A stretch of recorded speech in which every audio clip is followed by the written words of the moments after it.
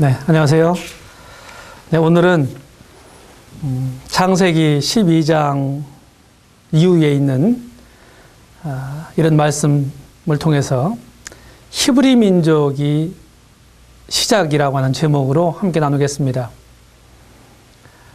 사실은 이 창세기는 크게 나누어서 1장부터 11장까지를 성경 고대사에 대한 기록이고 12장 아브라함의 부르심으로부터 50장까지는 아브라함, 이삭, 야곱, 요셉 이 4명의 족장에 대한 기록입니다.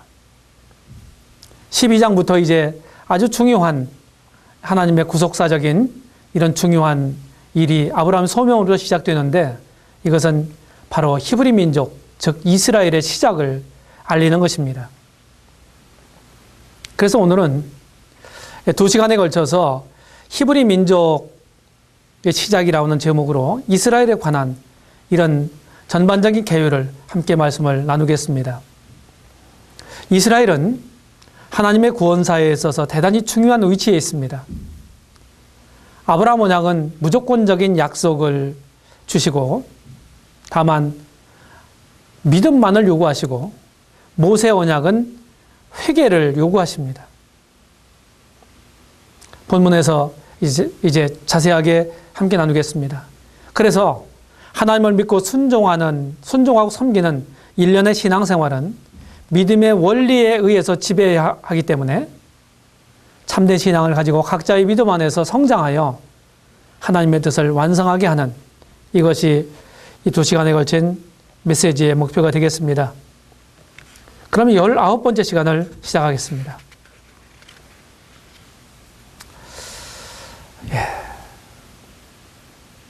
인간 치리 시대가 마감이 됩니다. 인간 치리 시대는 노아 홍수 후부터 바벨탑 사건까지입니다. 이것이 이제 언어 혼잡이라고 하는 심판을 통해서 마감이 되고 하나님이 이제 아브라함을 주권적으로 부르십니다. 아브라함을 부르시기 이전에는 인류 전체를 상대로 해서 하나님이 섭리하셨어요. 그런데 아브라함을 부르신 이후부터는 아브라함과 그의 자손들에게 초점을 맞춰서 제한적으로 하나님 경륜하십니다. 물론 아브라함과 그 후예들, 다시 말하면 이스라엘 밖에 있는 이방 족속들에 대해서도 하나님은 그의 마음에 품고 계셨습니다.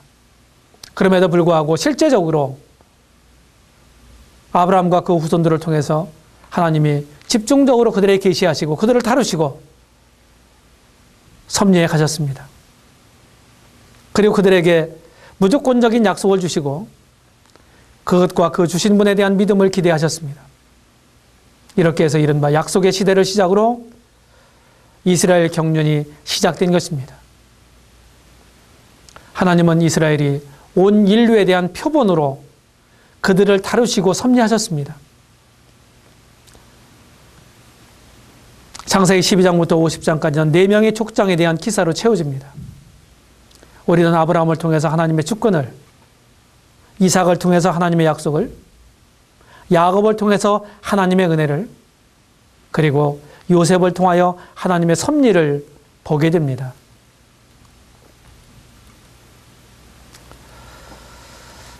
오늘 2시간에 걸쳐서 우리가 함께 나누어야 될 대지는 첫 번째는 이스라엘이 기원과 과업에 대해서, 두 번째 이스라엘의 메시아 대망에 대해서, 세 번째는 이스라엘의 하나님의 교육에 대해서, 네 번째는 이스라엘 시대에 대해서, 다섯 번째 이스라엘의 소망에 대해서 이렇게 5단락으로 나누어서 함께 나누고자 합니다.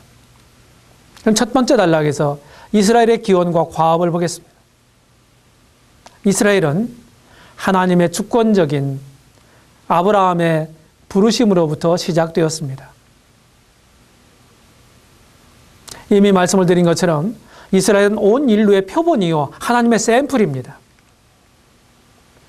이스라엘은 온 인류에게 미치는 약속받은 족속이요 메시아를 탄생시킨 민족이고 구원이 시작된 나라고 첫 교회의 시발국이고 전 세계를 향한 선교사국입니다. 이스라엘의 기원은 이미 말씀드린 것처럼 아브라함 안에서 없는 것을 있는 것 같이 부르시는 하나님의 은혜롭고 창조적인 통치가 시작됐습니다. 로마서 4장 17절에 보면 기록된 바 내가 너를 많은 민족의 조상으로 세웠다 하심과 같으니 그의 믿은 바 하나님은 죽은 자를 살리시며 없는 것을 있는 것 같이 부르시는 이신이라 라고 기록되어 있습니다. 뿐만 아니라 이삭 안에서 죽은 자 가운데 다시 살리신 생명이 시작되었습니다. 히브리서 11장 19절에 의하면 저가 하나님이 능히 죽은 자 가운데서 다시 살리실 줄을 생각한지라. 비유컨대 죽은 자 가운데서 도로 받은 것이니라. 창세기 22장에 기록되어 있는 아브라함이 독자 이삭을 번제로 드리는 그런 장면에 대한 기록입니다. 뿐만 아니라 야곱 안에서 공로 없이도 값없이 주시는 은혜와 최후의 영광스러움이 시작되었습니다. 꽤 많은 음모자가 믿음의 영웅으로 등장한 것처럼 말입니다. 이제 이스라엘의 과업을 보겠습니다. 이스라엘이 해야 할 일이 뭔가요? 그 첫 번째로는 하나님의 계시의 수치자로 부름을 받았어요.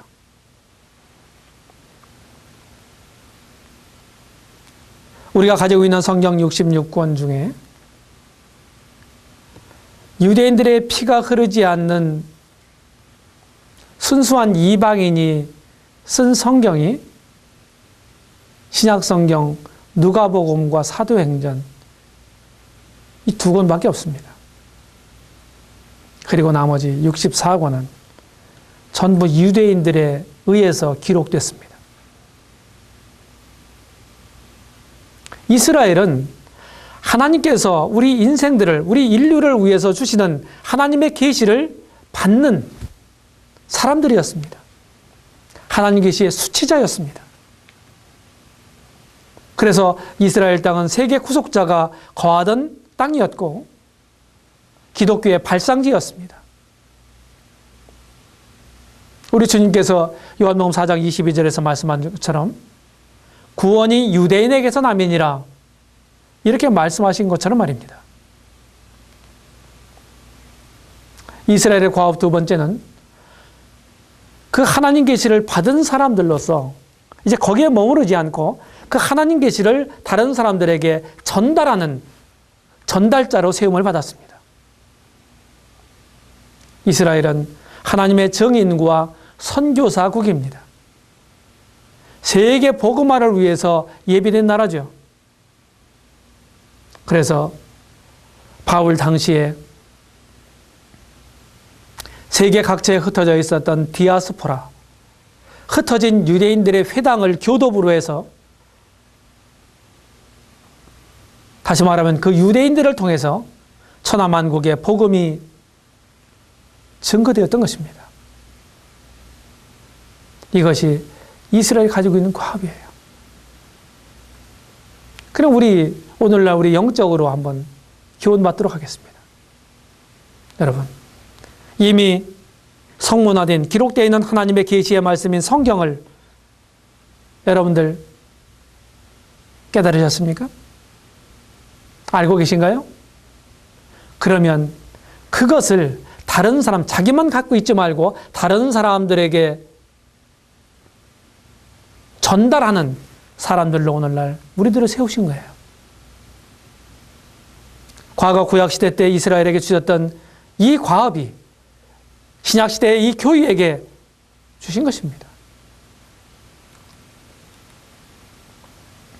하나님은 참으로 모순을 조화롭게 하십니다. 이스라엘을 열방 가운데서 불러내셨습니다. 그리고 그 열방 속으로 다시 들어가서 그들과 접촉하도록 하셨어요. 그래서 분리성과 접촉성을 아주 조화롭게 하셨습니다. 하나님은 당신의 백성들을 세상과 분리하시면서 전 세계와 끊임없이 접촉하게 하시는 일을 하고 계십니다. 두 번째로는 집중성과 확장성을 조화롭게 하세요. 이 모순처럼 보이는 이 두 가지 항목이 조화를 이루십니다. 하나님은 이스라엘이라는 한 작은 나라에 집중하심으로써 결국 전 세계에 당신의 뜻을 확장시키는 일을 하셨어요.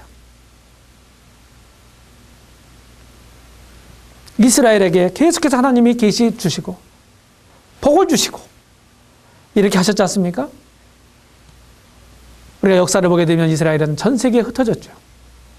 물론 그들의 우상 숭배와 불신으로 주전 586년부터 세계에 흩어져서 살게 되었습니다. 그런 것을 이용하셔서 세계 각처에 이 유대인들을, 이스라엘 사람들을 심어 놓으시고 또 그들은 철저하게 자기 자신들의 전통적인 이 신앙을 호소하도록 하심으로써 당신의 뜻을 확장시키는 일을 하신 것입니다. 모순을 조화롭게 하시는 하나님, 그 세 번째로는 구심성과 원심성을 조화롭게 하십니다. 하나님이 이스라엘이 하나님의 섭리의 구심적인 세력이면서 그리고 밖으로 퍼져나가는 원심적 세력을 펴시는 일을 하시는 것입니다.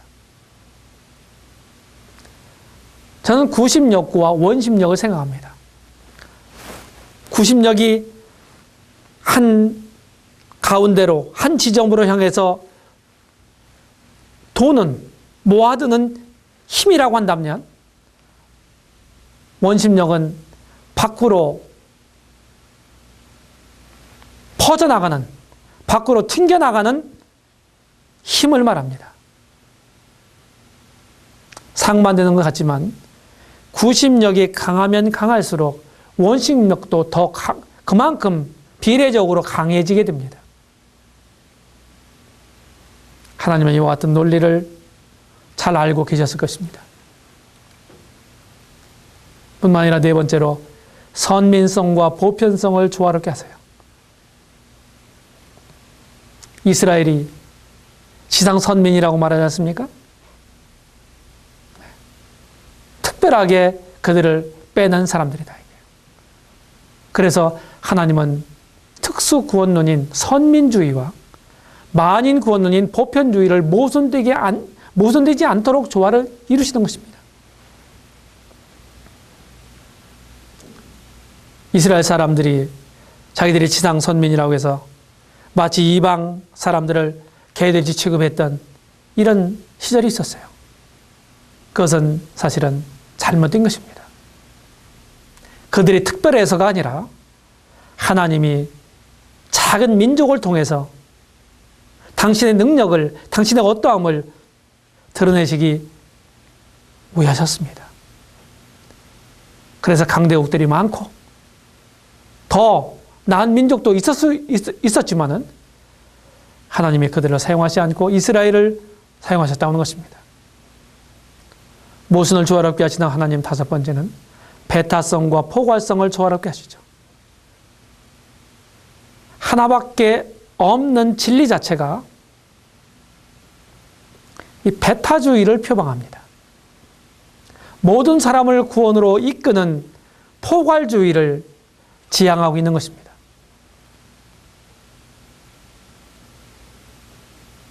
진리가 하나라면 그 진리 자체가 그 진리 외에 다른 것들을 용납하지 못합니다.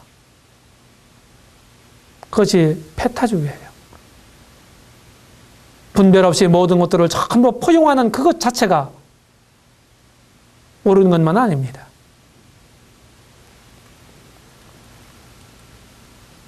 두 번째 단락에서 이스라엘은 메시아를 대망해 왔습니다.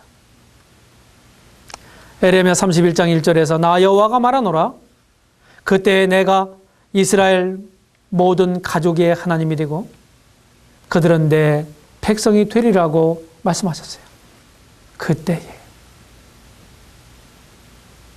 아직 미래 시대입니다.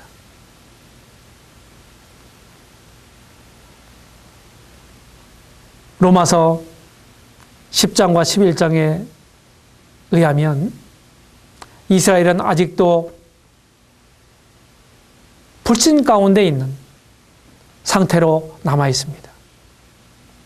그런데 후일 어느 때에 그들은 하나님에 대한 온전한 신앙을 회복하고 하나님께로 돌아오게 될 것입니다. 메시아에 의해서입니다. 이스라엘은 절대적 확장을 하는 세력으로 하나님이 사용하십니다. 말라기 1장 11절에 보게 되면 만군의 여호와가 이르노라 해 뜨는 곳에서부터 해 지는 곳까지의 이방 민족 중에서 내 이름이 크게 될 것이라. 각처에서 내 이름을 위하여 분향하며 깨끗한 제물을 드리리니 이는 내 이름이 이방 민족 중에서 크게 될 것임이니라. 메시아는 이스라엘의 메시아만이 아니라 세계의 구주십니다. 만인의 구주예요. 사실 인류는 하나의 가족입니다. 우리가 이미 창세기 10장에서 보았지 않습니까? 다시 말하면 근원과 목표가 하나라고는 말입니다. 이스라엘이 처음 난 아들이듯이 결국 이방 사람들도 하나님의 아들들이 될 것입니다.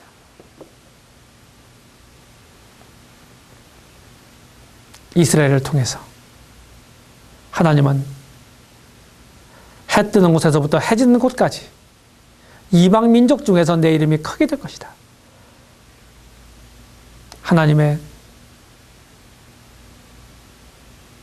구속사적 경륜이 이스라엘만을 위한 게 아닙니다. 이스라엘을 사용해서 전 세계 이방 세계에 당신의 이름을 전하기 위한 것이죠. 뿐만 아니라 절대적 집중이 있어요. 구주는 오직 한 분입니다. 그 그리스도의 동정녀 탄생으로 그의 인격이 거룩성을 소유하게 되었습니다. 하나님께서 왜 처녀의 몸을 빌어서 당신 아들을 보내셨을까요? 그것은 거룩성을 소유하게 하기 위함입니다. 무죄하게 하기 위함이에요. 그래야만 인류 구속을 이루실 수가 있기 때문입니다.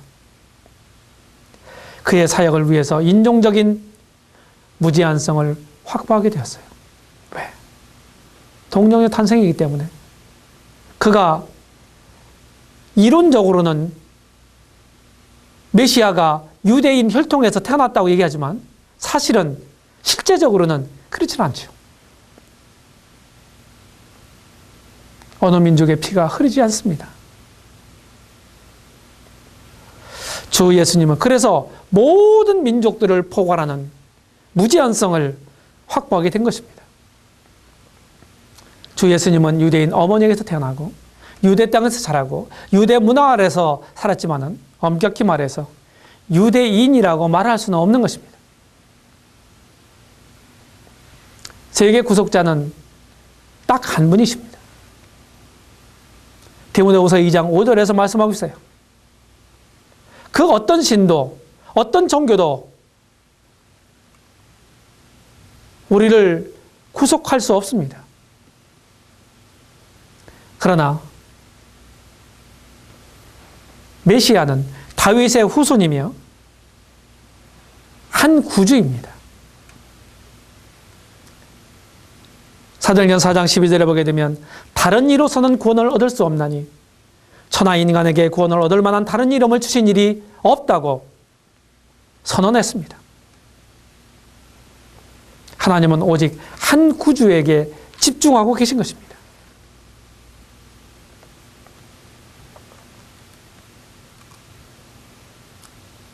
세 번째 단락에서 하나님은 이스라엘을 역사 가운데서 교육해 오셨어요. 시편 126편 2절에 보게 되면 그때 우리 입이 웃음이 가득하고 우리 혀에는 찬양이 찼었도다. 열방 중에서 말하기를 여호와께서 저희를 위하여 대사를 행하셨다 하였도다.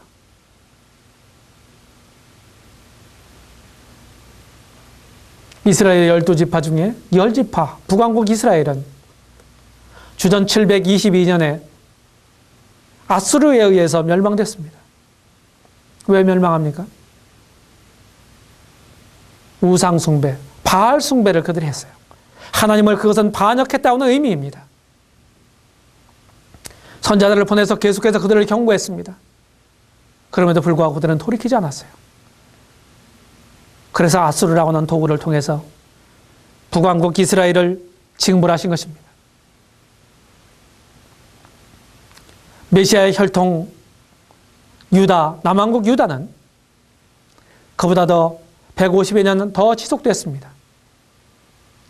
많은 선자들의 경고에도 불구하고 그들은 코도 시큰하지 않았어요. 결국은 신바빌론 제국의 느부갓네살에 의해서 주전 586년에 멸망하고 맙니다. 그리고 그들이 다 이방 땅으로 포로로 잡혀가고 말아요. 그런 곳에서 하나님은 이스라엘을 잘 교육시키고 계십니다. 먼저 하나님은 이스라엘을 분리를 위한 교육을 시키죠. 그때가 BC 주전 1900년경부터 586년까지입니다. 남왕국 유다가 멸망할 때까지. 그때가 언제입니까? 갈대아 우르에서 일가 친척들과 가족들과 함께 정답게 살던 아브라함을 불러내시잖아요. 너는 너의 본토 친척 아비집을 떠나 내가 네게 지시할 땅으로 가라. 이것이 아브라함에게 하신 하나님의 최초의 말씀입니다. 이스라엘의 역사는 분리의 역사로 시작되죠. 이와 같은 성별, 세퍼레이팅, 이 성별을 위해서 하나님은 이스라엘에게 이방인들에게 없는 네 가지를 주십니다. 이스라엘은 그것을 중심으로 이방 세계와 완전히 분리를 이룹니다. 그 네 가지는 무엇입니까? 첫 번째, 율법의 장벽입니다. 에베소서 2장 14절에 보게 되면 그 율법은 누구에게 주신 것입니까? 출애굽기 19장에 보게 되면 야곱의 족속 이스라엘에게 주신 것입니다. 조건 언약이죠. 우리가 다 준행하리이다. 이렇게 약속을 하고 그 계약서에 사인을 했어요. 로마서 2장에 의하면 이방인들은 율법이 없는 이방인들은 이렇게 표현하고 있습니다. 율법은 유대인과 이방인을 나누는 장벽 역할을 했습니다. 두 번째는 팔레스틴의 유대교가 있습니다.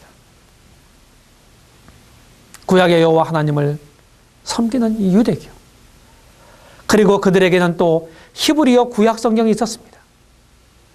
예루살렘에 성전이 있었어요. 이들은 이방인들에게 없는 이 네 가지를 가지고 세계 열방의 중심에 살면서도 그들에게 물들지 않고 그들의 만의 고요한 그런 분리를 이루면서 역사 가운데 존재해 왔습니다. 하나님은 이스라엘을 분리를 위한 교육을 철저하게 시켰습니다. 성별 교육을 시키신 것입니다. 뿐만 아니라 두 번째는 이스라엘을 하나님은 세계 봉사를 위한 훈련을 시켰어요. 어떻게 해요? 이스라엘에게 하나님 훈련이 시작됐어요. 언제부터? 주전 2000년 아브라함 소명 이후 1500년이 지난 후에 이스라엘을 열방 중에 분산시키는데 직결됩니다. 그 전환점이 언제입니까? 터닝 포인트가 바벨론 포로죠. 주전 606년부터 586년까지 느부갓네살의 세 차례 침공을 통해서 결국 유다 왕국은 멸망하고 말죠. 마지막 유다 왕국의 왕이었던 시드기야가 잡혀가죠. 하나님이 이스라엘에게 행하신 훈련의 내용, 그 하나님의 섭리는 참 기이합니다. 이런 모든 것들은 인류 구원을 위해서 이스라엘을 통해서 이루어졌고, 그리고 준비하신 것입니다. 어떤 것입니까? 팔레스타인에 뭐가 있다고 그랬어요? 유대교가 있다고 그랬어요. 그렇죠? 그런데 열방 중에는 뭐가 있습니까? 디아스포라가 있습니다. 흩어진 유대인들. 모세 때 애굽에서 종로로 타던 이런 유대인들을 불러내셔가지고 하나님이 약속한, 아브라함이 약속하신 그 가나안 땅에, 팔레스타인 땅에 그들 들이셨어요. 그리고 거기서 안착을 해서 살아왔습니다. 그런데 그들의 우상 숭배와 불신으로 이제 열국 가운데 흩으시죠. 그때가 주전 586년입니다.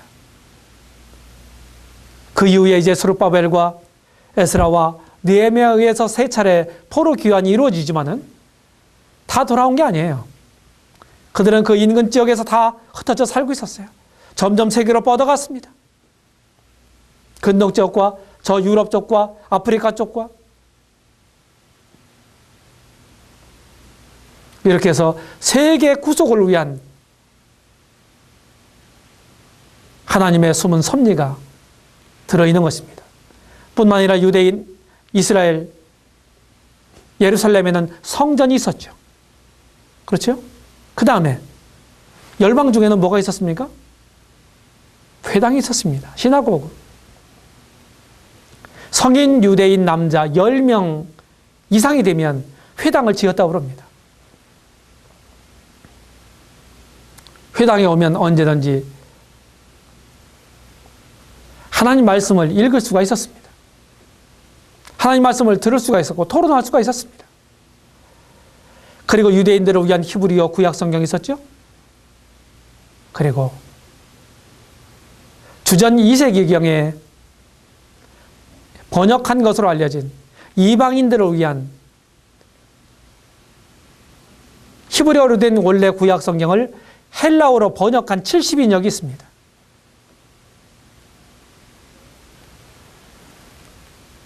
주전 4세기 초엽에 마게도냐의 알렉산더 대왕이 세계의 제국을 건설합니다.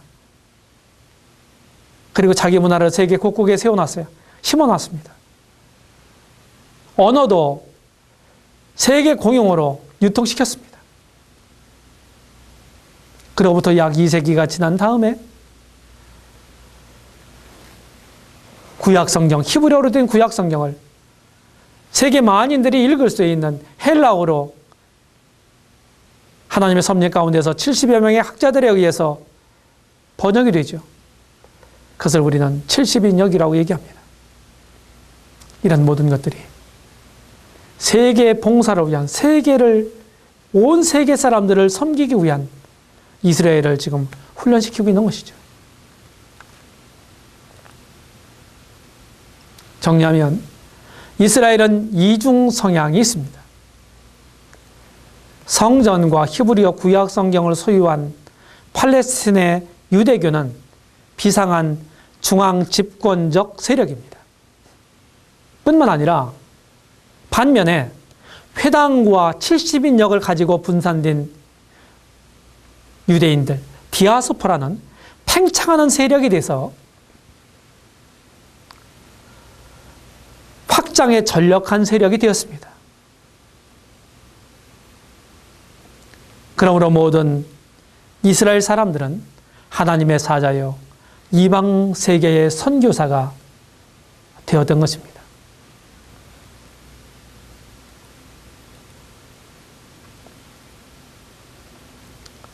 참으로 하나님의 경륜과 섭리는 기이합니다. 우리가 다 이해할 수가 없죠. 무엇인가 모순처럼 보이는 그런 것들이 있지만 결국 그 모순을 조화롭게 하십니다. 창세기 12장 1절에서 아브라함을 부르신 이후로 하나님께서는 이스라엘을 통해서 당신의 뜻을 섭리해 오셨어요. 구약 약 2000년 동안. 그러나 지금은 불신 이스라엘을 하나님의 경륜적인 중심에서 옆으로 제껴 놓으시고 그 자리에 신약 교회를 세우셨습니다. 거듭난 사람들의 공동체, 영적 공동체, 유기적인 공동체 이 교회가 오늘날 하나님의 사명을 받들어 그것을 수행해야 하는 것입니다. 이것이 우리들이 가지고 있는 사명이요 과업입니다. 네, 이번 시간은 여기까지 하고 잠시 쉬었다가 다음 시간을 하겠습니다. 감사합니다.